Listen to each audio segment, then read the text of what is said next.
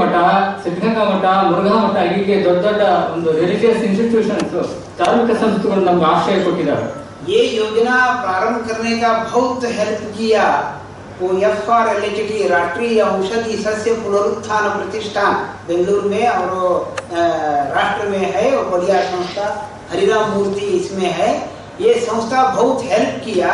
ये छोड़ के ऐसा कार्यक्रम सब मिलन करने, सब लोगों का मीट करने का और कार्यक्रम के ज्ञान अभिवृद्धि करने का 3-4 दिन होना पड़ता है। इतना दिन सब व्यवस्था, खाना पीना का, रूम का सब व्यवस्था आज तक मठ मंदिर किया हम लोगों को। कर्नाटक में अलग अलग बहुत बढ़िया मठ है, मंदिर है। ये मंदिर में वो स्वामी सन्यासी संत लोगों, मठाधीशों, हम लोगों को बहुत हेल्प करके ये ग्रामीण ज्ञान वैद्यों का एक स्थान मान देने का वो 2-3 संस्था बहुत हेल्प किया, मठ मंदिर हेल्प किया। ಇನ್ನೊಂದು ಹೆಮ್ಮೆಯ ವಿಷಯ, ಸ್ಥಳೀಯ ಆರೋಗ್ಯ ಪರಂಪರೆಗಳ ಪುನರುತ್ಥಾನ ಪ್ರತಿಷ್ಠಾನ ಮತ್ತು ಇನ್ನಿತರೆ NGOಗಳ ಜೊತೆಲಿ ನಮ್ಮ ಪಾರಂಪರಿಕ ವೈದ್ಯ ಪರಿಷತ್ತು ಪ್ರಪ್ರಥಮವಾಗಿ ಬೆಂಗಳೂರಿನಲ್ಲಿ ಅಂತಾರಾಷ್ಟ್ರೀಯ ಔಷಧೀಯ ಸಸ್ಯಗಳ ಏನು ಜಡಿಬೂಟಿ ವೈದ್ಯರ ಸಮಾವೇಶ ನಡೆಸಿ ಯಶಸ್ವಿಯಾಗಿ ನಾವು ಜಗತ್ತಿಗೆ ಕರೆ ಕೊಟ್ಟಿವಿ।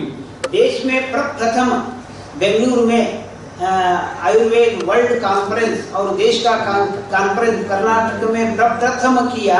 ये बेंगलुरु में ये सब साथ मिलके किया। ये एक अभूतपूर्व विषय है करके बोलते। ಸುಮಾರು ಬ್ರೆಜಿಲ್ ಸುಮಾರು 90 ದೇಶಗಳ ಪ್ರತಿನಿಧಿಗಳು ಭಾಗವಹಿಸಿದ್ರು। ಬಹಳ ಯಶಸ್ವಿಯಾಗಿ ನಾವು ಜಗತ್ತಿಗೆ ಪರಿಸರದ ಬಗ್ಗೆ ನಾವು ಎಚ್ಚರಿಕೆಯನ್ನು ಕೊಟ್ಟಿವಿ। इससे जग से लोक से बहुतेक ऐसी लोग का 8,000 लोग भी मिलके अब आपके ज्ञान दाखिल किए सो सब है और FRLHT में बाद में अब ನಂತರದಲ್ಲಿ ನಾವು ಸರ್ಕಾರದೊಡನೆ ನಮ್ಮ ಹಕ್ಕೊತ್ತಾಯಗಳನ್ನು ಮಂಡಿಸಿ ನಾವು ಸರ್ಕಾರದ ಮಾನ್ಯತೆಯನ್ನು ಪಡೆದ ಆಯುಷ್ ಇಲಾಖೆ ನಮ್ಮ ತುಮಕೂರು ಮತ್ತು ಶಿವಮೊಗ್ಗ ಜಿಲ್ಲೆಗಳಲ್ಲಿ ಸ್ಥಳೀಯ ಏನು ವೈದ್ಯ ಸಂಪತ್ತಿದೆ ಅದನ್ನ ಡಾಕ್ಯುಮೆಂಟೇಶನ್ ಮಾಡೋ ನಿಟ್ಟಿನಲ್ಲಿ ಸುಮಾರು ಈಗಾಗಲೇ 2 ಪುಸ್ತಕಗಳನ್ನು ನಾವು ತಂದಿದ್ದೀವಿ। आप सब जन से लोग भी इधर मिला है।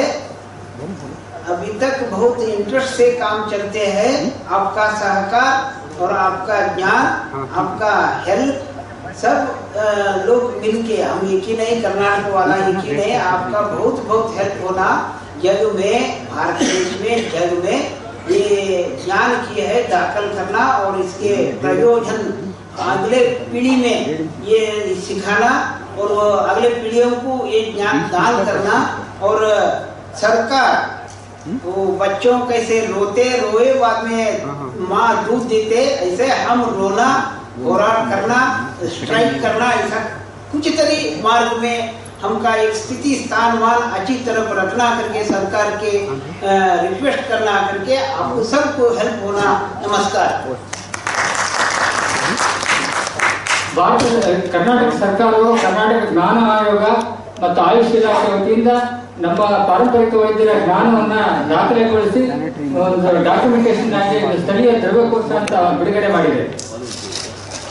वो दाखिल करके हम अब आपका दाखिल करके यहाँ विशेष ग्रंथ बनाना, विशेष ग्रंथ करके एक ग्रंथ भी खेड़ों खेड़ों में ज्ञानवंत वो जनपद वैद्य, नाट्य वैद्य, पारंपरिक वैद्य, गुणी, ये सब वैद्यों को एक पुस्तक नमूना ज्ञान पुस्तक भी वितरण करने का भी योजना सरकार को मंगाएंगे करके वो बोल देता। ನಾವು 165 ತಾಲೂಕುಗಳ ಪೈಕಿ ಸುಮಾರು 100 ತಾಲೂಕುಗಳು ನಾವು 100 ತಾಲೂಕುಗಳಿಗೂ ಮೀರಿ ನಾವು ಸಂಘಟನೆಯನ್ನ ಮಾಡಿದ್ವಿ। अभी तक 100 तालुक में दाखिल किया। इसमें एक 60-70 तालुक में पूरा परिषद का एक उप समिति स्टैंड किया। ಇದೇ ರೀತಿಯಲ್ಲಿ ನೀವು ಸಹಿತ ನಿಮ್ಮ ಸಂಘಟನೆಗೊಳಿಸಿ ನಾವೆಲ್ಲರೂ ಒಟ್ಟಿಗೆ ಇದು ಮಾಡಿ ಸಂಘಟನೆಗೊಂಡು ನಾವು ಹೊಸ ಸರ್ಕಾರದಲ್ಲಿ ನಾವು ಹೊಸ ಬದಲಾವಣೆಯಲ್ಲಿ ನಮ್ಮ ಪ್ರಕೃತಿ ಬಗ್ಗೆ ಮತ್ತೆ ನಮ್ಮ ಪಾರಂಪರಿಕ ವೈದ್ಯದ ಬಗ್ಗೆ ನಾವು ಜನರಿಗೆ ತಲುಪಿಸೋಣ ಮತ್ತೆ ಅವ್ರ ಖರ್ಚು ಉಳಿಸೋಣ, ನಾವೆಲ್ಲರಿಗೂ ಕ್ಷೇಮವನ್ನು ಬಯಸೋಣ ಅಂತೇಳಿ ನನ್ನ ಮಾತುಗಳನ್ನು ऐसा ही आप प्रत्येक राज्य में हम भी आते आप भी आओ, वही चीज ज्ञान विनिमय करेंगे। आपका ज्ञान आपका संगठन में, आपका जिला तालुक में, आपका राज्य में आप एक संगठन करो, इसमें राज्य समिति का एक उत्सव करो, नहीं तो राज्य आपका जिला समिति का एक सम्मेलन करो। इसमें हम लोगों को आप बुलाओ, हम आते आपका हमका सब ज्ञान विनिमय करेंगे, ऐसा सब करेंगे करके वो अंतिम नमस्कार करके आपको रिक्वेस्ट किया है। धन्यवाद मलप्पा जी। हम प्रतापी भाई से निवेदन करते हैं, राजस्थान का जो गुनी संगठन है उसमें से क्या क्या काम आप लोग कर रहे हैं और आगे क्या करना चाहते हैं, और राज्य स्तर पे तो आप कर रहे हैं, राष्ट्र स्तर पे इसको कैसे बढ़ाना है, इसके बारे में आप 5 मिनट संक्षेप रूप में बताइए। आप राजस्थानी भाषा में बोलेंगे तो बहुत अच्छा है, और हम देशवाल जी से निवेदन करेंगे उसको हिंदी में अनुवाद करें।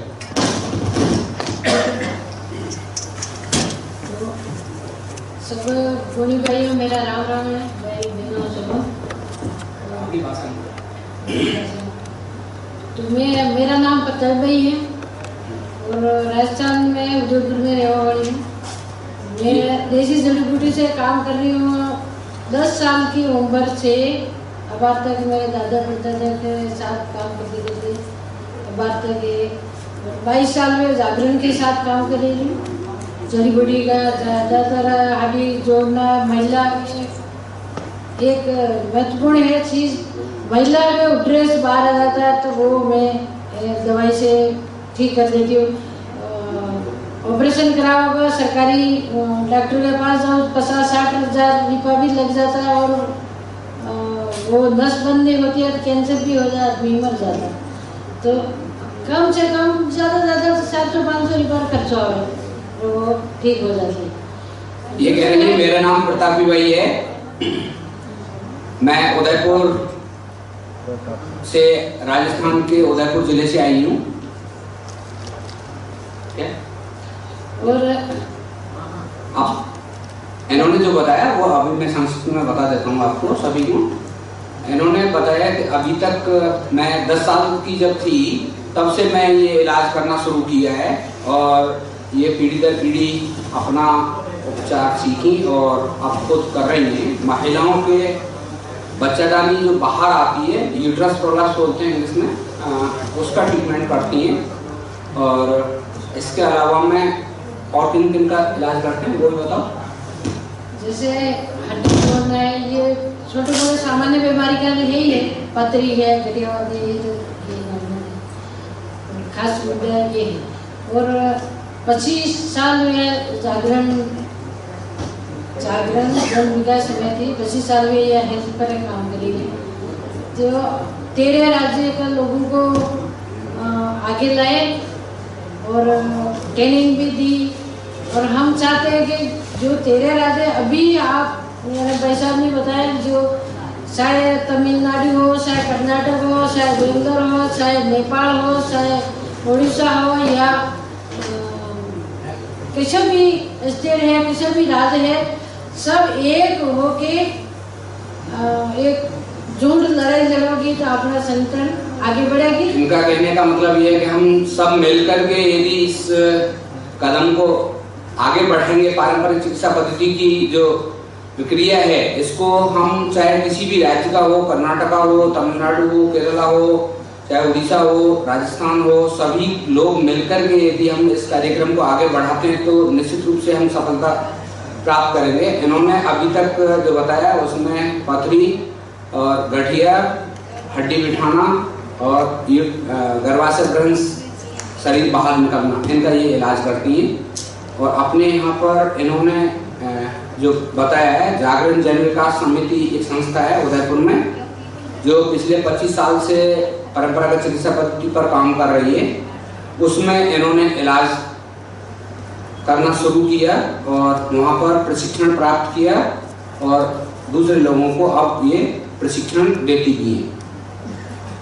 हम चाहते हैं कि जो राजस्थान जैसे 95 में महिला विश्व सम्मेलन बीजिंग में गई थी, तो वो स्वास्थ्य और चिकित्सा का मुद्दा लेके गए। तो हम चाहते हैं कि हमारे भारत में स्वास्थ्य की कमी या शिक्षा की कमी, ये मुद्दा लेके गए महिला विश्व सम्मेलन था। इसमें राजस्थान की 14 महिला, पूरा भारत की 400 महिला थी। 400 महिला हम एक हो गए थे दिल्ली में। ये 1994-95 में चाइना में बीजिंग के अंदर जो है अंतर्राष्ट्रीय महिला सम्मेलन हुआ था, उसमें इन्होंने भाग लिया है। और उसमें ये जो बता रही है स्वास्थ्य और शिक्षा के मुद्दे को लेकर के अपनी बात, अपनी आवाज जो है वहां पर उठाई थी। तो ये चाहती है कि इसी तरह से हम सभी संस्थाओं या अलग अलग राज्यों से जो गुणी जन पधारे हैं, जो पारंपरिक चिकित्सक या ग्राम वैद्य यहाँ पधारे हैं, वो सब इस मुद्दे को आगे उठाएं, सरकार के सामने इस आवाज को ले करके जाएं। तो उसी में क्या है, अपने राज्य वो गांधी का स्कूल भी शुरू हुआ, गांव एनएम सेंटर भी खुला। ऐसा अपने गुड़िया का भी एक सेंटर खुला, जड़ी बूटी से मंगरा में नहीं मिलती अभी तक। तो आप एक अलग अलग गांव में स्टेट में एक बगीचा हो, बड़ा एक ग्राउंड हो, इसमें ज्यादा पौधा नहीं मिलता वहाँ लगाए। हर राज्य में होना चाहिए। ये जो लुप्त होती हुई जड़ी बूटियां हैं उनको बढ़ावा देने के लिए सरकार इस तरह की पहल करे। हर एएनएम सेंटर, आशा सेंटर और ये जो खोल रही है, इसके बजाय गुणियों के यहाँ पर सेंटर खोले। उसमें इस तरह के हर्बल गार्डन हो जहाँ पर जड़ी बूटियों को लगाया, जड़ी बूटियों को उगाया जाए और उनको प्रशिक्षण दिया जाए। उस तरह की जानकारी, किस तरह से कौन से पौधे को उगाया जाता है, बोया जाता है, कैसे चलता है, कौन से महीने में उसमें फल आता है, कौन से महीने में फूल आता है, कैसे उसको औसत उपयोग आगे आने वाली जनरेशन को, अपनी पीढ़ी को बताया जाए। इस तरह की जो कला है, काफी सारी चीजें जो है मंत्री साहब ने भी एक्सेप्ट किया, ये स्वीकारा था कि वास्तव में देखने से जो सीखते हैं, प्रत्यक्ष जो है आपके सामने कोई प्रयोग किया जाए या जानकारी दी जाए, उसको जल्दी सीखता है, चाहे वो अनपढ़ हो चाहे वो पढ़ा लिखा हो। लेकिन इस तरह की जानकारी है उसको आगे लाने के लिए दो चीज के लिए प्रताप भाई ने कहा है, एक तो बगीचा के लिए और हमारी जो नॉलेज है उसको आगे बढ़ाने के लिए, हम आने वाली पीढ़ी को सिखाने के लिए दोनों तरह की जानकारी को हम आगे बढ़ाएं। शायद तो मैं जानती हूँ ये दो चीज हमने विदेश जाने के बाद ये अपने भारत में आई थी, तो अपनी गुणिया का आवाज भी आप उठा होगा तो शायद बदलाव आए। ये जब चाइना गए थे तो उस टाइम से इनके दिल के अंदर ये टीस है, इनके मन के अंदर ये दर्द है। जब ये पहले बिल्कुल अनपढ़ थी तो इनके मन में ये था कि मैं पढ़ना लिखना नहीं जानती हूँ, और उसके बाद में आने के बाद में इन्होंने आज की तारीख में ये किताब पढ़ लेती हैं और बीमारों के नाम लिख लेती हैं। खुद ने मन में जब पीड़ा होती है तो जरूर आदमी आगे बढ़ने की कोशिश करता है। तो आज जो वो कह रही हैं कि हमारे दिल में पीड़ा होगी, हम इस पारंपरिक ज्ञान को आगे बढ़ाने के लिए हम सभी मिलकर के यदि कदम उठाएंगे तो जरूर आगे सीख सकते हैं। इसके लिए सभी स्टैंड लें। तो मैं सभी को ये प्रार्थना करती हूँ कि अपने यहाँ से कुछ संकल्प लेके जाए, हमारे राज्य में, हमारे पंचायत में कुछ ये परंपरागत को आगे लाए। हमारे भी 10 बीघा का एक हमने बढ़ा दिया गार्डन। आज वो मर जाते हमारे सोरा सोरी या मेरे गांव के, मेरे परिवार को सब भी उसमें सीखते देखते तो वो साधे गए। 15 बीघा अभी गार्डन लगा रखे हम। ऐसा व्यक्तिगत भी लगा सकते हैं और सामूहिक एक या हर पंचायत में लगा सकते हो, हर राज्य में लगा सकते हो। सरकार लगा दे, एक राज्य में लगा दे, राज्य से आप पंचायत में ला सको या पंचायत समिति में ला सको, कैसे भी करके इनको आगे बढ़ाना है। आप यहाँ से सपोर्ट लेके जाओ। आप भाई उसमें कह रहे हैं संकल्प लेके जाने की बात कह रहे हैं। आप सभी से अनुरोध कर रहे हैं कि इस परंपरागत चिकित्सा पद्धति को बढ़ाने के लिए आप सब संकल्प लें। मैं आपको जानकारी के लिए एक छोटी सी और बात बताना चाहूँगा, जोड़ना चाहूँगा। इनके यहाँ पर राजस्थान के गवर्नर ने 5 लाख रुपए दिए हैं इनको। इन्होंने उनके नी रिप्लेसमेंट नहीं होने दिया, ऑपरेशन नहीं होने दिया। इन्होंने एक विशेष तेल बनाया और उससे अलग अलग तरह के डिफरेंट टेक्निक्स से उनका ट्रीटमेंट किया और नी रिप्लेसमेंट की ज़रूरत नहीं पड़ी उनको। उन्होंने आकर के जून महीने में राजस्थान में उदयपुर में एक सम्मेलन किया और उसमें सभी गुणीजनों के सामने और यूनिवर्सिटी के लोगों के सामने ये एक्सेप्ट किया कि मैंने मेरा ही इलाज नहीं, मेरे पूरी फैमिली का इलाज करवाया है। और गुणियों में वो कला है, वो ज्ञान है कि इसको बहुत कुछ आगे बढ़ाने की ज़रूरत है। इस नॉलेज को दस्तावेज करने की ज़रूरत है, आगे बढ़ाने की ज़रूरत है। लेकिन ऐसे दलालों को इस जानकारी को नहीं देना चाहिए जो आपके इस ज्ञान का दुरुपयोग करें। ये उन्होंने साफ साफ बोला था। और प्रताप भाई को 5 लाख रुपए गुणी प्रशिक्षण कम चिकित्सा केंद्र बनाने के लिए दिए हैं। उसमें आज इनके यही सोच है कि मैं चाहे मर जाऊं लेकिन ये नॉलेज जो है हमेशा के लिए जीवित रहेगा, आगे चलता रहेगा, मेरे आने वाली पीढ़ी करेगी और मेरे गांव के लोग करेंगे। ये इनका संकल्प है और इसको आगे बढ़ाने के लिए पूरी तरह से संकल्प लेकर के आगे रात दिन अपने समाज में, अपने गाँवों में इसको आगे से आगे बढ़ाते जा रहे हैं और गुणियों को ज़्यादा से ज़्यादा जोड़ने की ये पूरी भरसक कोशिश कर रहे हैं। चाहे महिला हो, चाहे पुरुष हो, चाहे योग मंडल ज़्यादा से ज़्यादा जोड़ो। आपका ये ज्ञान उभर सकता है। जैसे वो साहब ने पहले बताया, मंत्री साहब ने, किताबों ज्ञान तो किताबों में रह जाता है।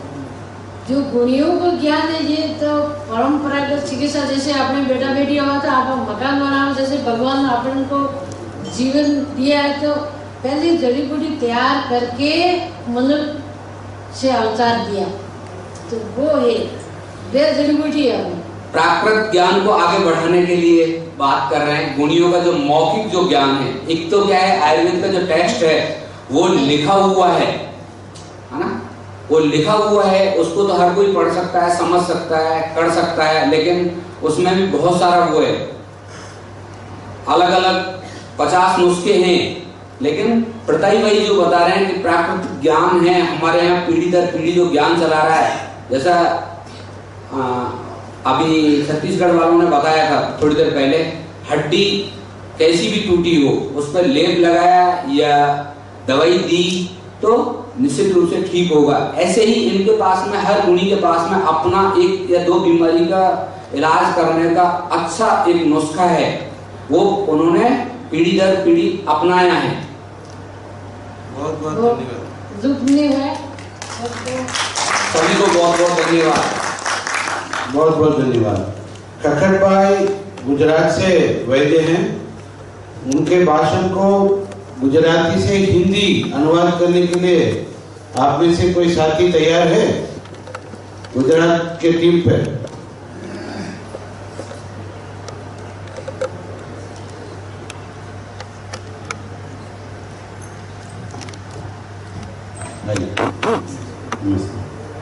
तो संक्षेप रूप में 5 मिनट में गुजराती में जो वो बताएंगे, वैद्य संगठन गुजरात में है क्या और ट्राइबल एरिया में खास करके, क्योंकि हम इनके साथ काम किया है। जैसे दर्शन जी आपके साथ बात करते हुए, वैद्य लोगों का हमारे देश नहीं सारी दुनिया में पहली बार एक सर्टिफिकेट करने का जो तरीका निकाली है, उसको हमने छत्तीसगढ़ भी किया है और यहाँ पर गुजरात में भी किया है, कर्नाटक में भी किया है, तमिलनाडु में भी किया है, राजस्थान में किया है, उड़ीसा में किया है।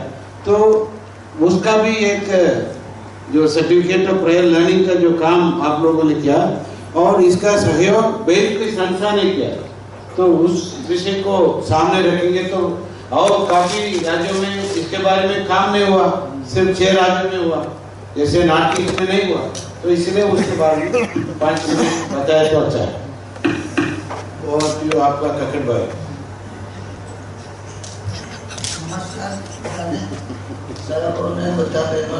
नमस्कार, मारो नाम काकड़भाई लक्ष्मणभाई मांगला, गांव अंबाजनगर, तालुका कपराड़ा, जिला वलसाड।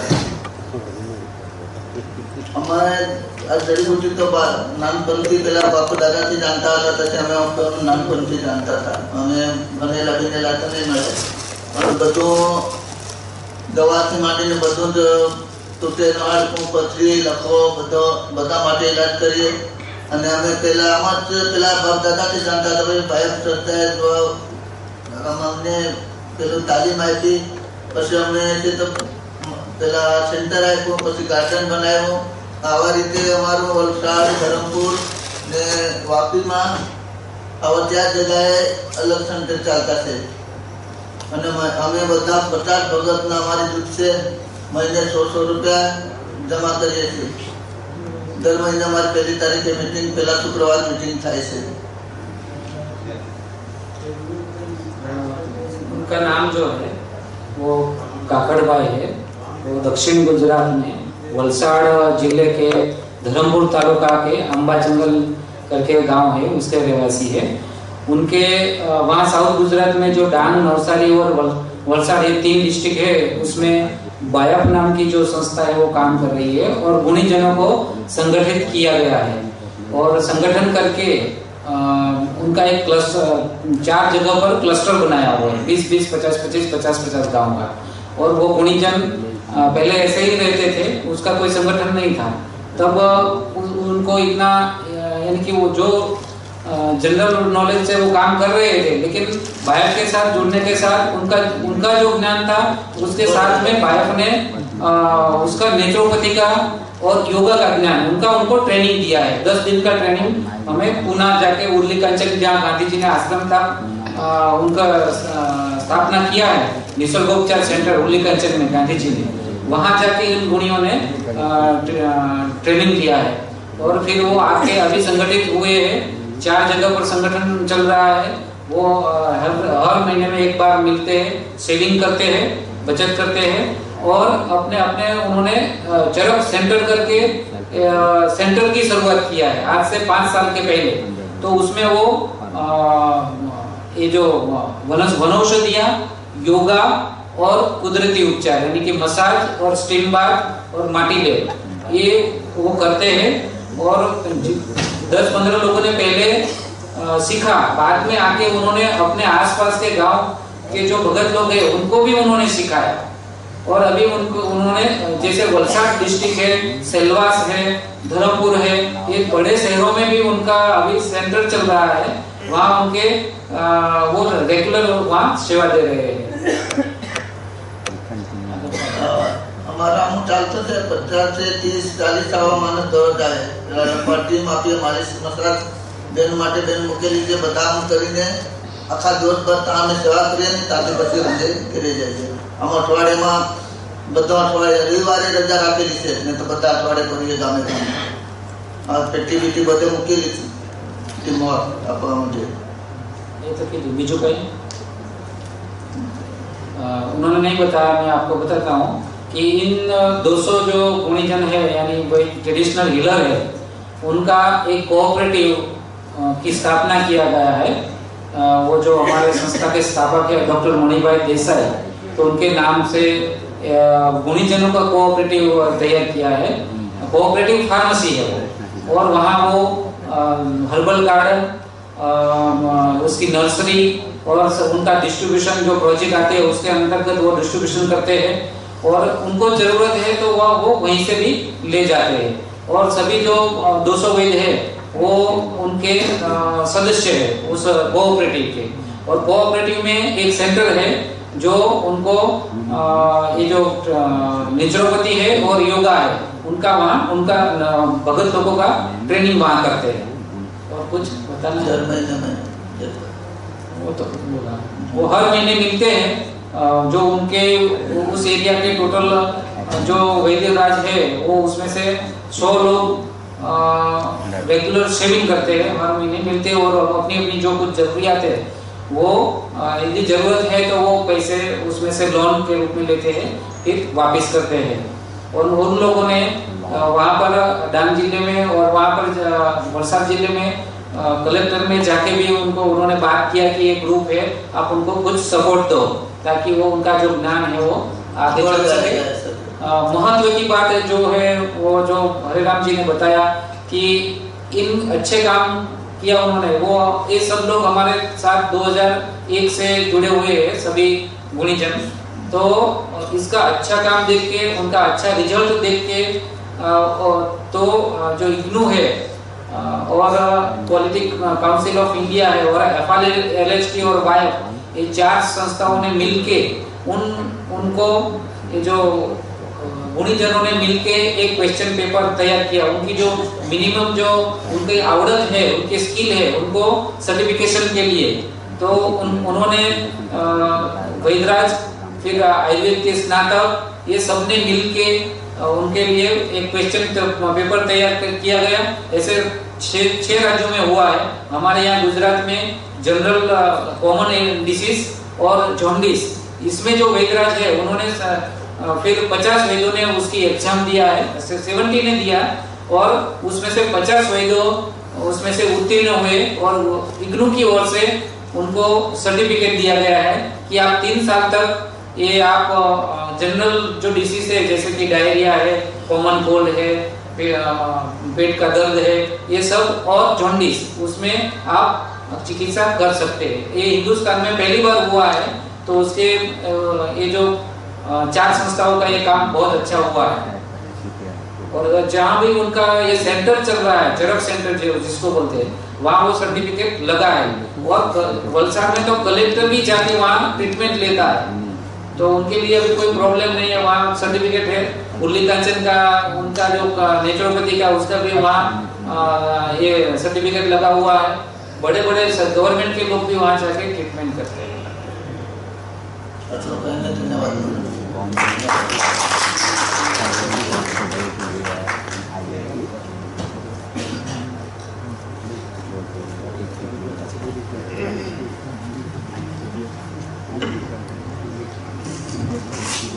एक ही देश, हमारे जो परंपरागत वैद्यों में इस बार एक ही देश से बाहर विदेश हम जो बोलते हैं, मगर नेपाल को हम ज्यादातर तो इंडिया ही समझते हैं और नेपाल भारत देश को अपना देश मानते हैं।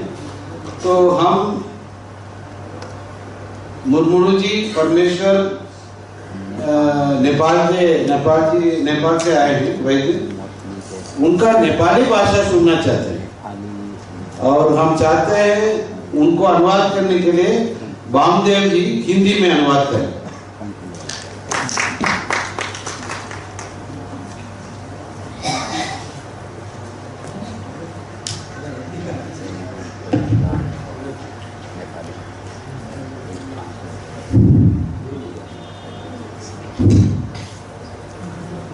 धन्यवाद। सर्वप्रथम त यस धेरै नै महत्त्वपूर्ण कार्यक्रममा आमन्त्रण गर्नुभएकोमा तपाईँ आयोजक लगायत यहाँ पाल्नुहुने सबै वैद्य, प्राचीन हिलर सबै व्यक्तिहरूलाई नेपालका आदिवासी सन्थाल समुदायबाट धन्यवाद साथै म जोहार भन्न चाहन्छु। आप सब लोगों को बहुत बहुत धन्यवाद कि हमें नेपाल से आमंत्रित किया गया है और हम एक परंपरागत वैद्य हैं संथाल जनजाति के। उस जनजाति की तरफ से और नेपालियों की तरफ से हम आभार व्यक्त करते हैं। म पनि धेरै खुसी छु कि मलाई जुन चीज मैले मेरो परिवारले भोगिरहेको थियो, संघर्ष गरिरहेका थिए धेरै वर्ष अगाडिदेखि, त्यो चीज यहाँ पनि यत्रो ठुलो देशमा पनि यस्तै विशाल लडाइँको रूपमा लिइसकेको रहेछ। सायद तपाईहरुभन्दा पनि मेरो लडाइँ अगाडि नै थियो, मलाई त्यस्तो महसुस भइरहेको छ। यहाँनिर म तपाईहरुलाई अनुभव पनि शेयर गरौँला। म बीच-बीचमा रोक्दै बोल्ने क्रम छ मेरो। हम खुश हैं। जो समस्या हम नेपाली परंपरागत वैद्यों ने, खास करके हमने भोगा है, वो आप लोगों ने भी भोगा है। हमारी साझा समस्याएं हैं। हम यहाँ आए एक दूसरे से सीखेंगे और कुछ करने की बारे में बात करेंगे। हम यहाँ खुश हैं कि जो समस्या हम भुगत रहे हैं ये एक ही तरह के हैं। हामीलाई म आफ्नो पीडा सुनाउन चाहन्छु। जब हामीले यो परम्परा, हाम्रो हजुरबा पनि प्रसिद्ध वेद हुनुहुन्थ्यो, धेरै नै सायद मोरङ, झापा, सुनसरी 3वटा जिल्लालाई अहिले पनि नेपालको सोना भन्छन्, हिरामती जस्तो ठाउँ हो त्यो। नेपालको 80% इन्डस्ट्री, जनघनत्व र धनी मान्छेहरू यही हाम्रै जिल्लामा बस्छन्, जुन चाहिँ सन्थाल आदिवासी समुदायहरूले राज्य गर्थे। त्यस समुदायलाई को धर्म, संस्कृति, सभ्यता, भाषा, संस्कृतिलाई जोगाउनुको सट्टा गभर्नमेन्टले ती सिधा साधा आदिवासी जनजातिहरूलाई विस्थापित गर्ने घातक षड्यन्त्र गर्यो र त्यो सरकार सफल भयो। जबकि हामी अहिले 15% मात्रै आदिवासी त्यो 3वटा जिल्लामा छौँ। अरूलाई भारततर्फ विस्थापित भए, नाचार विचारा भएर उनीहरूको जीवन स्वाहा भयो, उनीहरूको धन सम्पत्ति सबै लुट्यो। यस्तो खालको दर्दनाक आयुर्वेदको कुरा के गरौँ, हामीसँग भएको धन सम्पत्ति, आदिवासीसँग भएको महत्त्वपूर्ण जीवनशैली, उनीहरूसँग भएको धन सम्पत्तिलाई पनि बाँकी राखेका छैन गभर्नमेन्टले। यो खालको व्यवहार हामीहरू परिवारले पनि र हाम्रो सन्थाल समुदायले भोगेका छन्। संथाल समुदाय एक ट्राइबल समुदाय है और ट्राइबल समुदाय के साथ राज्य ने ज्यादती किया है। उन लोगों के अधिकार को हनन किया है और हमारा अपना संस्कृति, हमारा अपना परंपरा को आघात पहुंचा है, ठेस पहुंचा है। अभी हमारा अपना परंपरा जो 15 साल 20 साल से जब मैं अपने आप भी लग रहा हूँ उसमें हमें बहुत संकट झेलना पड़ रहा था। मैले तपाईहरुलाई यसरी बुझाउन सक्छु, जब हामीले गाउँबाट हामीले शहरमा, विराटनगर हाम्रो ठुलो नेपालको ठुलो इन्डस्ट्री, सेकेन्ड लार्जेस्ट सिटी हो हाम्रो, त्यस सिटीमा हामीले ट्रान्सफर गर्यौं। त्यससाल हामीले लगभग 1 वर्षमा हामीले 20,000 पेसेन्ट हेर्यौं। नेपालको ठुलो हस्पिटलहरू मध्ये धेरै हस्पिटलहरू विराटनगरमा छन्। त्यहाँका पत्रकार, त्यहाँका प्रशासनहरूले हाम्रो यस उपचार पद्धतिलाई च्यालेन्ज गरे, यो हुनै सक्दैन। धेरैले दुश्मनी गरे हामीसँग कि यो हुनै सक्दैन, कसरी हड्डी जोडिएको, हड्डी भाँचिएको हड्डी जोडिन्छ, स्टिल लगाउनुपर्छ, नभए जोडिँदैन। हामीले धेरै विवाद झेल्नु पर्यो। यहाँसम्म यति प्रेसर आयो कि हामीले बन्द गर्नुपर्ने स्थिति आयो। अन्ततः हामीसँग बाबा पनि एक सामाजिक कार्यकर्ता पनि हुनुहुन्छ, उहाँ धेरै नै हट्टी र धेरै नै हिम्मतवाला हुनुहुन्छ। बाबाले सङ्घर्ष गर्नुभयो। अन्ततः बाबाले हामीले प्रयास गर्यौं, यसरी यिनीहरूले छोड्दैनन्। हामीले प्रयास गर्यौं कि कुनै पत्रकार आउनुस्, हामी त्यसको एउटै हड्डी खुट्टाको हामी 10 ठाउँ भाँच्छौँ र त्यसलाई हामी 35 दिन हाम्रो हस्पिटलमा राख्छौँ र फेरि हामी विराटनगरमा जस्ताको त्यस्तै हामी ल्याइदिन्छौँ। कोही पत्रकार आउनुस्, यदि हामीलाई विश्वास छैन, यो पद्धतिमा विश्वास छैन भने हामी खुट्टा 10 टुक्रा गरेर हामी आफै, तपाईँ कुनै पत्रकार आउनुस्, हामी प्रयोग गरेर हेर्न चाहन्छौँ। कुनै पत्रकार आएन, त्यस पछाडि पत्रकारले दुःख दिएन हामीलाई। हम पहले गांव में रहते थे और हमारी सेवा गांव के लोगों को अच्छा लगता था, क्योंकि हमने बहुत अच्छा करते थे, जैसे कि हड्डी जोड़ना। जब हम शहर में आ गए, नेपाल की पूर्वी भाग में एक बहुत बड़ा शहर है विराटनगर, उस शहर में आकर हम जब शहर के लोगों या गांव के वो दोनों तरफ के लोगों को जब सेवा देनी शुरू किया, तो जो डॉक्टर वाले बोलते हैं, उन्होंने पत्रकार को उठाकर कि ये इन्होंने जो किया है, ये अपनी क्षमता के बाहर वाला बात किया है, ये हड्डी जोड़ने वाले वैद्य नहीं है। तो ऐसा करने लगे। और उनके विरोध में इतना ज्यादा माहौल बना कि इन्होंने चैलेंज करना पड़ा कि जो पत्रकार यहाँ आएगा उसका पैर हम तोड़ देंगे और 30 दिन के अंदर उसका पैर ठीक भी कर देंगे, आप देखो। तो उसके बाद अब वहाँ जबकि इन्होंने एक ही साल में 20,000 ऐसे पेशेंट को सेवा दिए हैं, तो इनके पक्ष में जनमत बन रही है नगर पालिका में, शहर में। तो वैद्य नगर में, शहर में भी काम कर सकते हैं, हम कर रहे हैं, हमारे दादा पिताजी कर रहे थे, वो हम भी कर रहे हैं। म अगाडि बढ्न चाहन्छु किनभने मेरो मनको कुरा धेरै छन् र हामीले अहिले हाम्रोमा लगभग 8 जना वैद्य छौँ हाम्रो परिवारमा।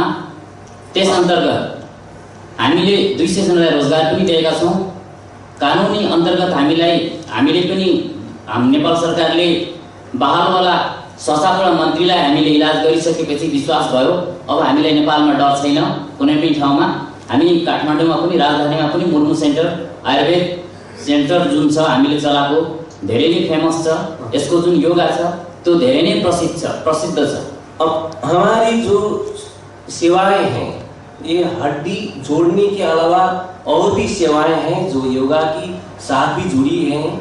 वो सेवा को हम काठमांडू में भी लेना जाना चाहते हैं और अब हमारे साथ ऐसे 200 साथी हैं, साथी लोग 200, और उन सब के साथ हम आगे बढ़ना चाहते हैं और हमें विश्वास है हम सकेंगे, हम आगे बढ़ेंगे संगठन के साथ।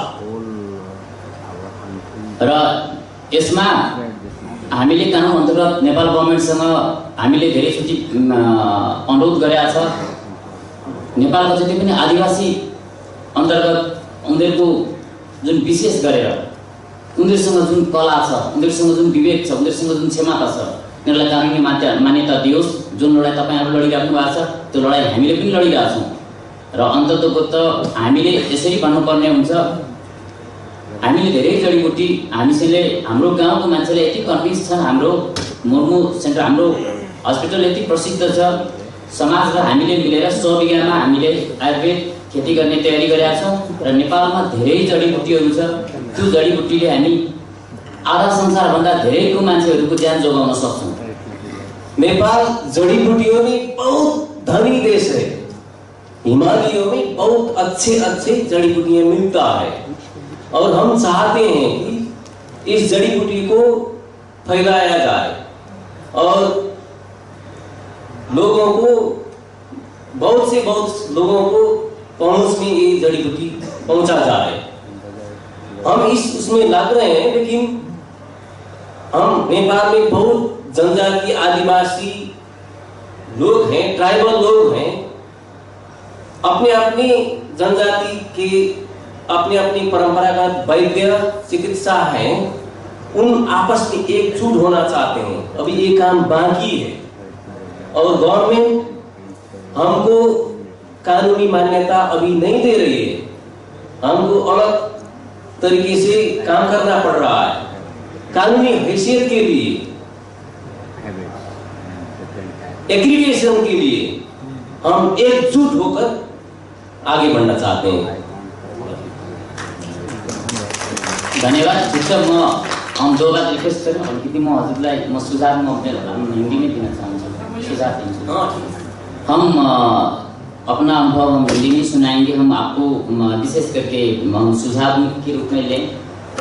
जिस किस्म से बात हुई आज हम 2-2.5-3 घंटा में जो बात हुई और जो हम जुड़े थे यहाँ, महात्मा गांधी पीस फाउंडेशन एक संस्था है, हम सामाजिक कार्यकर्ता भी हैं, उनके माध्यम से जुड़े हैं। शायद उनसे माध्यम से जुड़े नहीं होते तो इतना अच्छा अपॉर्चुनिटी, इतना बड़ा मिशन में हम पार्टिसिपेट होना हम असमर्थ रहते हैं।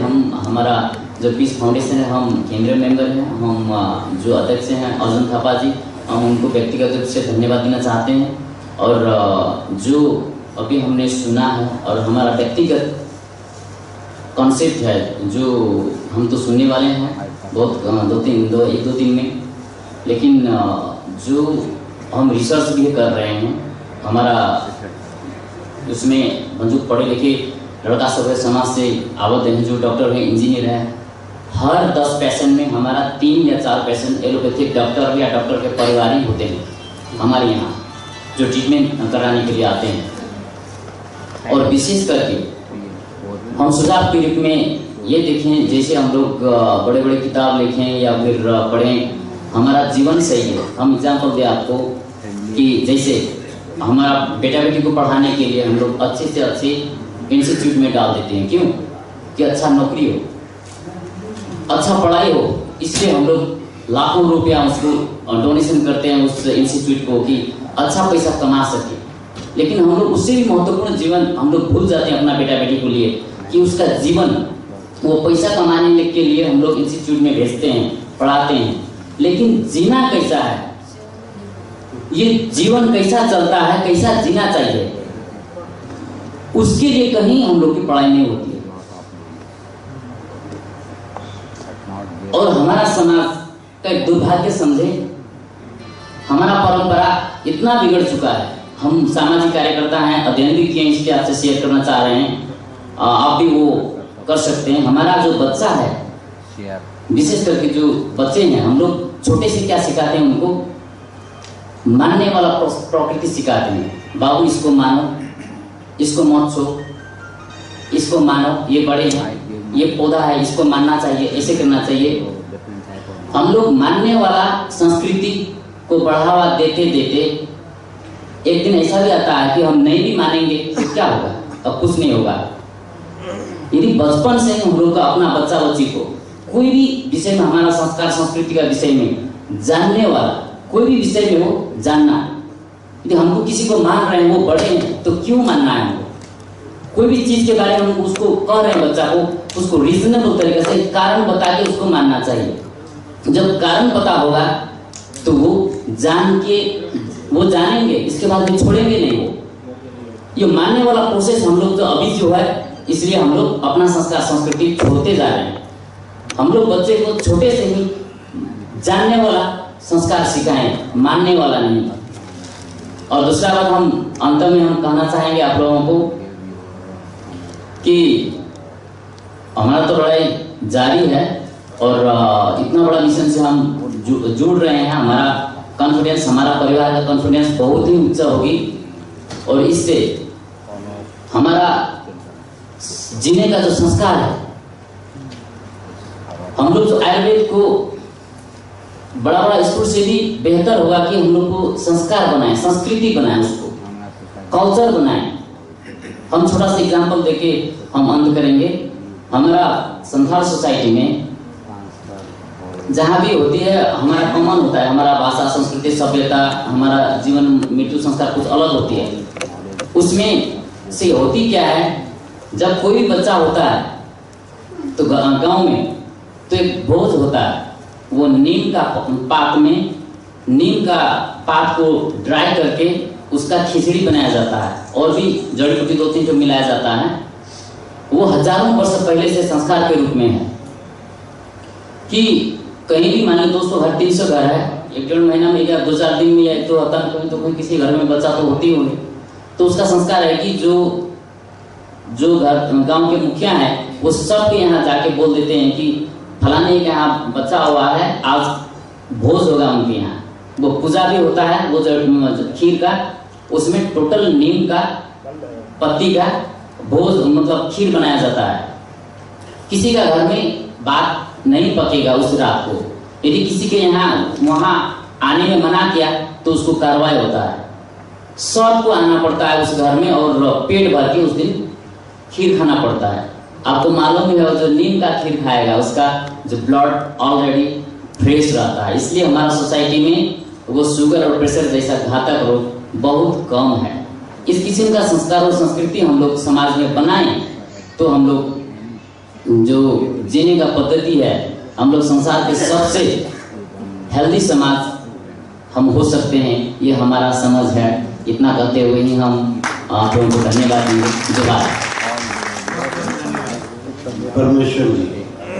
हमारा मित्र महाराष्ट्र से वैद्य आए हैं, शंकर शिंदे जी। इसका अनुवाद करने के लिए मैं डॉक्टर अभिजीत इनामदार, उसके साथी हैं डॉक्टर आयुर्वेदा डॉक्टर, उनको बुला रहा हूँ।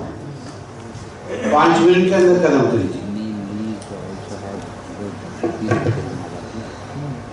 आदर्श व्यासपीठ आदरणीय व्यासपीठ आदरणीय मान्यवर कलासवान अधिकारी बसलेले बंधू आणि भगिनी, आयुर्वेदाचा वारसा माझ्या आजोबाकडून माझ्याकडे. मी वयाच्या 15 वर्षापासून आयुर्वेदात काम करतो. डायबिटीज झाली, BP झाली, मुंग्या झाला, मुतखडा झाला, बरेच माझ्याकडे 30-35 पेशंट रोजचेच राहतात. पुढं 2004 पासून आदरणीय व्यासपीठ और यहाँ के जो गुणी बंधु भगिनी यहाँ पे जो जमा हुए हैं उसको शंकर रामा शिंदे नामक वैद्यों का सादर प्रणाम. और मैं अनुवादक बायोडेवलपमेंट रिसर्च फाउंडेशन की तरफ से डॉक्टर अभिजीत नामदार आप सभी जन को सादर प्रणाम कर रहा हूँ. आयुर्वेदात मी बरेच पेशंट माझ्याकडे राहतात. मुतखड्यावाला, मूळव्याधावाला, पॅरालिसिसवाला, डायबिटीसवाला. डायबिटीस कमीत कमी 1 महिन्यात मी 140 वर आणू शकतो. पण आमच्याकडं ते निदान सांगता येत नाही. त्याला किती आहे मला तपासता येत नाही. बाबा उनके उम्र के 15 जब उनकी उम्र 15 साल की थी तब से वो प्रैक्टिस कर रहे थे. डायबिटीज हो, पथरी हो या तो किसी की हड्डी टूट गई हो, वो बाबा ठीक तरीके से उसको ठीक करते थे आयुर्वेदिक इलाज के तरह. और उसमें ज़्यादा से ज़्यादा वो मॉडर्न का जो निदान है, जैसे कि फास्टिंग और पोस्टमैटिक ब्लड शुगर चेक करते हैं, वो उसमें जो आता है, जो रिजल्ट आता है उसको भी बाबा आयुर्वेदिक इलाज के दे के उस पेशेंट को आयुर्वेदिक इलाज दे के वो कैसे कमती होता है वो दिखा सकते हैं. बोले तो पहले एक बार पेशेंट को वो लेबोरेटरी भेज के जितनी शुगर है वो दिखाते हैं और उनका आयुर्वेदिक इलाज देने के बाद कितनी शुगर नीचे आई वो भी उसको उसके सामने दिखा देते हैं. त्याच्यानंतर मी सुद्धा करतो. त्याला घट सरपट पर्याय साथीची आजार असली तरी काही गुणांचं हात जोडणं, काही गुणांचं जास्त करतो. जानवरों में किसी की हड्डी टूट जाती है, गाय या भैंस में, वो बाबा ठीक तरीके से 1 महीने में जोड़ देते हैं. पॅरालिसिसवाल्याचं पॅरालिसिस मी 1 महिन्यात त्याला चालायला. पैरालिसिस के पेशेंट को बाबा 1 महीने में चलने फिरने जैसा बना देते हैं. हे आम्हाला 2004 पासून बाहेर संस्था मित्र म्हणून बाहेर मित्र संस्थेने सरासरीने आमच्यासाठी बराच आठ असतात. आम्हाला मसाले कशा शिकवायच्या, पेज कसे बनवायचे, कल्पक कसे बनवायचे ते बरेच प्रशिक्षण. बायप मित्र संस्था जो यहाँ महाराष्ट्र के पेट इलाके में और त्र्यंबकेश्वर के हरसूर इलाके में काम कर रही है, उन्होंने उनको प्रशिक्षण दिया है. मसाज कैसे करना है पेशेंट्स को, विविध तेल कैसे बनाना है, ये सब बाबा को डॉक्टर साहब, डॉक्टर निर्णायक, डॉक्टर विपिन वर्मा, डॉक्टर देवचंद्र कुशवाहा, हमारी जो बायप की टीम है उनके अंदर उनको सिखाया गया है. नारायणी महानारायणी बला महाबला अति बला हे तेल निगुडी आम्ही घरीच बनवतो. बला तेल, महाबला तेल, निर्गुड़ी तेल, महानारायण तेल, नारायण तेल, सब तेल बाबा घर पे ही बनाते हैं. त्याच्यानंतर निसर्गावर मी बरंच काम केलं. कुपोषणानं आमच्या गावात 23 मुलं कुपोषित होते. 2011 मी कुपोषणावर बरंच काम केलं. बाबा ने कुपोषण गांव में जो बच्चे कुपोषित थे उनका कुपोषण कम करने के लिए बहुत अच्छा सा काम किया है. सरांनी जे परसबाग करायला लागले, परसबाग करता करता आम्ही जंगलात 150 हेक्टर अतिक्रमण आहे आयुर्वेदाची लागवड केली वन विभागाच्या सहाय्याने. महाराष्ट्र का जो वन विभाग है, वन व्यवस्थापन समिति है, उसमें शरीक होकर बाबा ने तकरीबन 150 हेक्टर का जो अतिक्रमण है वो हटाया है. 30 हेक्टर मध्ये आयुर्वेदाची लागवड केली और 30 हेक्टर में आयुर्वेदिक वनस्पतियों की लागवड की. त्याच्यानंतर निसर्गामध्ये गिधाड नामशेष झालेला आहे. गिधाड नामशेष झालेला हा बचावण्याच्या वाटेवरती आमच्याच गावाने केलं. शासनाने त्याच्यासाठी 2 लाख रुपये नसून गिधाडांसाठी भोजनालय बांधलं. बाबा ने वल्चर्स के लिए भी अच्छे से काम किया है. जो गिधाड़ नामशेष हो रहे उनके लिए एक छोटा सा उनके फॉरेस्ट में घर के आजू जो फॉरेस्ट है, जंगल है, वहाँ पे एक छोटा सा घर बनाया हुआ है. वहाँ शासन के अनुसार भी उनको बहुत सारी हेल्प मिल रही है. निसर्गावर मी हे काम केलं. 30 हेक्टरमध्ये आयुर्वेदाची लागवड पण झाली. कुपोषणावर काम करून नामशेष झालेला गिधाड हा बचावण्याच्या वाटेवर राहिला. तो हे कार्य बायफ मुळेच मला करता है। इस पूरे के पूरे इसमें बायफ उन्होंने जो भी काम किया है, कुपोषण का हो, गिधाड़ का घर बनाना हो, या तो औषधि की जो लागवड हो, बचत हो, संवर्धन हो, उसमें बायफ संस्था का बहुत सारा योगदान है। याच्यातून बचत गटाचे काम चांगले झाले, बचत गटाचे 2 गट आहेत, चांगले व्यवस्थित काम करतात। इसके द्वारा ही बाबा ने वहाँ पे 2 बचत गट भी बनाए हुए हैं और वो भी अच्छे तरीके से काम कर रहे हैं। संत तुकाराम उगल ग्राम योजना ही स्थापन केल्यानंतर आम्हाला 1,20,000, नंतर 51,000, नंतर 25,000, 23 ऑगस्टला पुरस्कार मिळाला। बाबा को संत तुकाराम योजना के द्वारा पुरस्कार मिले हुए हैं। वैसे ही नेस्ट बोल के जो थाना की जो एक संस्था है, उनके तरफ से निसर्ग रक्षक पुरस्कार भी मिला हुआ है। एवढे पण माझे 2 शब्द। बहुत बहुत धन्यवाद शिंदे जी। हमारा जो अगला वैद्य है वो हिंदी में ही बोलने वाले हैं, उत्तर प्रदेश के, तो उनको राम अवतार जी गौतम जी को हम निवेदन करते हैं। अभी 6 बज रहा है, तो 5 मिनट में अपना वैद्य संगठन है, तो वैद्य संगठन क्या कर रहा है, खास करके आप लोग आगे कैसे इसको लेके जाना चाहते हैं। उत्तर प्रदेश के राम अवतार जी।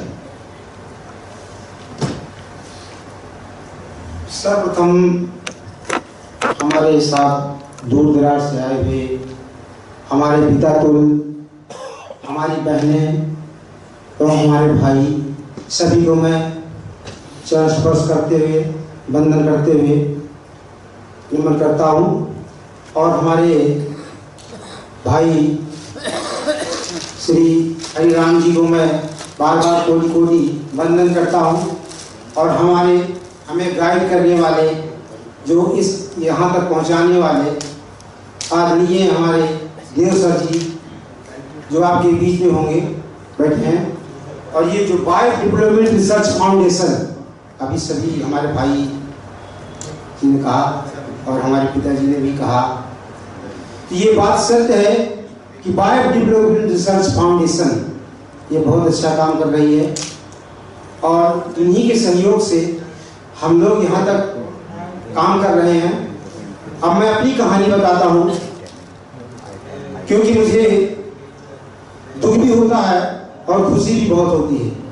हम दिल्ली में बैठे हैं, ये मेरी जानी पहचानी हुई दिल्ली अच्छी तरह से है, क्योंकि मैं सारी गलियों में रिक्शा चलाया हुआ हूँ, चाहे कनाट प्लेस हो, चाहे पचकुनिया रोड हो, चाहे पहाड़गंज हो, चाहे नेहरू बाजार हो, चाहे करोल बाग हो, चाहे वजीरपुर हो, चाहे भीमस्तान हो, मैं पूरी दिल्ली से वाकिफ हूँ। और मेरी एक इच्छा हुआ करती थी सर, कि सभी को देख करके, दिल्ली में हर किसी को देख करके मेरी एक अभिलाषा हुआ करती थी कि मैं भी अच्छा रहूं, मेरे बच्चे भी अच्छे रहें और मेरा परिवार भी अच्छा रहे। इससे वहाँ से यूपी से मैं यहाँ आया करता था, तो रिक्शे में चलाते सबसे पहले मेरा ये वो होता था कि मेरी सवारी को पहले बैठती थी तो मैं सबसे पहले उसको चरण वंदन करता था, क्योंकि मेरी अभिलाषा थी। और जिंदगी में जीने के लिए सबसे पहले खुश रहना बहुत जरूरी है, यही बात करते हैं। तो ये बायो डेवलपमेंट रिसर्च फाउंडेशन जब आया तो हमें वहाँ आदरणीय हमारे देव साहब जी हैं, ये हमारे यहाँ पहुँचे, तो हमको तकलीफ तो थी जब इन्होंने पूछा कि भाई राम अवतार जी आप कुछ करना चाहते हो, वैसे बागवानी भी दिया है, तो बागवानी में हम जुड़े, तो बागवानी में हमने बागवानी भी किया और हमें गाय भी दी गई। तो गाय में हमने पहले दिल्ली हमने बंद कर दिया, जब गाय दिया गया तो हमने दूध डेयरी का काम शुरू किया। तो दूध डेयरी में हमने पहली बार ही 32,000 रुपए का दूध बेचा। जब मैं 32,000 रुपए का दूध बेचा तो मुझे अभिलाषा हुई कि मैं कुछ कर सकता हूँ। तो साहब लोगों ने कहा कि लड़का कुछ करना चाहता है, तो वहां से हमको वैद्य का काम दिया गया। आज जो है वैद्य कहाँ है, मैं सोच रहा मेरा बच्चा भी कहाँ जा रहा है पढ़ने आए। शुरू में जब हमको सिखाया गया, गाय हमारे देव साहब भी हैं, ये रात दिन हमारे साथ जुड़े रहे, फोन पर बताते रहे, सारी चीजें इन्होंने ही बताया हमको। हमारे पास जो छावन था, उसको छाने के लिए जो छप्पर से बनाते हैं, जो चरक सेंटर खोला गया था, 1800 रुपये सिर्फ मेरे अकाउंट में थे। 1800 रुपये का अकाउंट में तिरपाल ला करके और तिरपाल से ही अपना सिस्टम बनाया था, 2-3 बना करके उसमें सेंटर खोला था। और आप सभी कृपा से, लेकिन ईमानदारी और मेहनत ये बहुत जरूरी है, और मन में प्रसन्नता, क्योंकि जो भी हमारा भाई आता है, मरीज आता है, वो भी हमारा गुरु होता है, वो भी कुछ ना कुछ हमें बताता ही है, तो उससे भी कुछ सीखने को मिलता है। तो इसी तरह से आज काफी दूर, और आप सबसे अभ्यासा भी है ये सोच कर के हम आए भी हैं, हमारे गुरु पुराने से पुराने वैद्य हैं, जिनसे भी कुछ सीखने को मिलेगा। और हमारे वैद्य में जितने भी हमारे सहयोगी हैं, ये सभी साथ में हैं, इन्हीं के माध्यम से हम लोग काम कर रहे हैं और काम करते रहेंगे। और कोशिश भी हमारी यही है कि अच्छे से अच्छा काम करें। कोई भी, सबसे पहले तो गांव में अगर आपका परिवार सही है, गांव का परिवार सही है, घर का परिवार सही है, तो सबसे गांव में जो भी किसी को चोट लग जाती है तो कोई पैसा नहीं, कोई दिक्कत नहीं, घर में जाकर के उसको पट्टी करना है। वो घास जो भी हमारी जड़ी होती है उसको निचोड़ करके उस पर 2-3 दफा पट्टी किया, उसके बाद बता दिए भैया और भी ज्यादा वो है तो आप चले जाइए आगे। तो इस तरह से अब काफी इन लोगों को सहयोग मिला है आप सबसे, और आप आशा भी है आप सबसे कि हम लोगों को गांव से उठा करके कुछ ऐसा काम करने का मौका देंगे आप सब, जो कि हम लोगों की सेवा कर सके। और हमारे यहाँ बॉडी मसाज, प्राकृतिक चिकित्सा यही है, बॉडी मसाज और मिट्टी लेप, भाप स्नान।